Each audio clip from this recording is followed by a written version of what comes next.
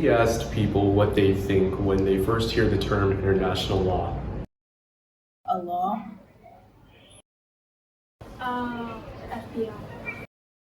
The laws that are common throughout the nations on Earth.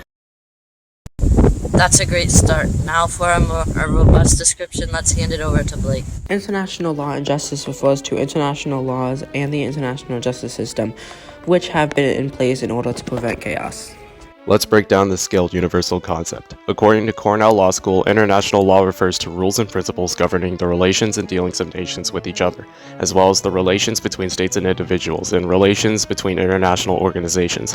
International justice, on the other hand, means ensuring accountability for some of the most serious crimes: genocide, crimes against humanity, war crimes, torture, and enforced disappearances, which according to Amnesty, an NGO focused on human rights. Some major organizations that involve international law justice are the UN, which makes international laws, and the International Court of Justice, which deals with the setting of legal disputes on a global scale. You may be wondering, why does this matter? Why should I care? Well, there are many reasons why this topic matters, including the fact that everyone on the planet can be negatively impacted if international law and justice are not carried out fairly or properly.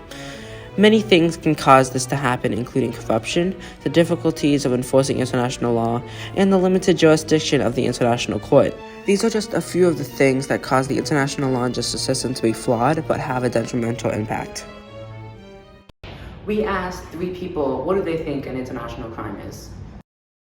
I think that someone had to do such a really big, horrendous crime.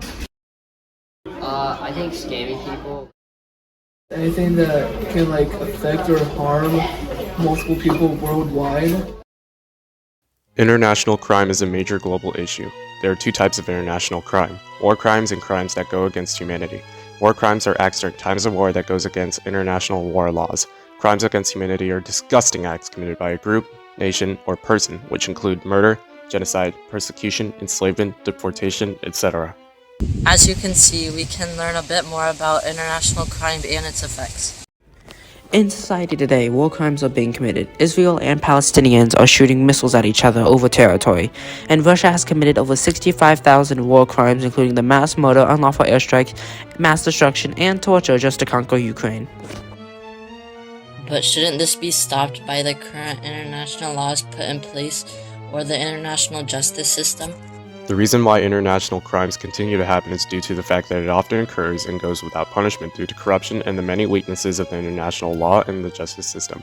Firstly, corruption within international lawmaking bodies or the justice system can create unfair laws or unjustly allow for a criminal to go unpunished. The weakness of international law are serious. One major weakness is that international laws are awfully hard to enforce. A weakness of the international justice system is the lack of jurisdiction, preventing many cases from being heard. You may be thinking, why should I care? Or, this has no effect on my life. It's happening on the other side of the world. But the truth is that international crime affects everyone on the planet. The effects of international crimes include inflation, corruption within government, worsened international relations, and an increase of fear, all on a global and local scale. You may also think of the people that are affected by international crime and the terror or poverty that they must live through. With all that in mind, here are a few ways, suggested by your peers, that we can help improve the situation on international crime. By giving people more access to fair government stuff. I think that something that could help is international collaboration, and we can all help each other learn what not to do and maybe what to do. Here are a few other suggestions.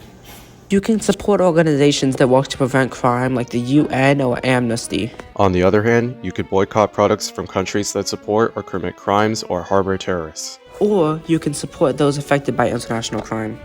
If we continue to change and bring the weaknesses of international law and justice to light and resolve the current issues, then one day, the world could become a place where missiles aren't being hurled back and forth between countries, a place where civilian buildings aren't in all-out war, a place of peace and international cooperation.